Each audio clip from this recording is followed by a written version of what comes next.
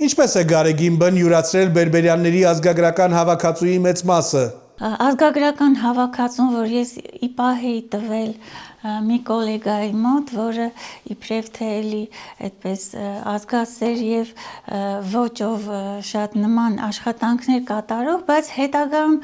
ցավալիորեն իմացա, որ նա Կտրիչ Ներսիսյանի հետ է համագործակցում եւ արդյունքում ազգագրական հավաքածուից ես ստացա ուղիղ կեսը, իր բառերով ասած ծախել կերել եմ,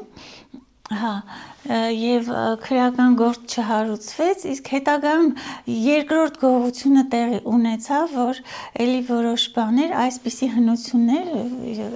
հնություններ ազգագրական, որ տեսնում եք։ Տիկին Անահիտ, սրանք հայրենիք են ծախել, ուր մնաց, որ այս մշակութային արժեք հանդիսացող իրերը չվաճառեն։ Այսինքն մենք ինչ վերաբերում է այդ Գարեգին երկրորդին,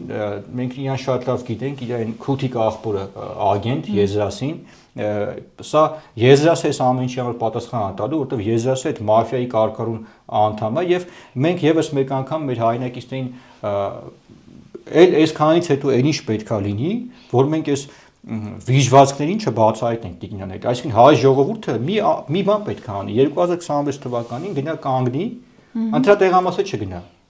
թեքի սրանց դեմքին, որտեղ սրանք դրան են միայն արժան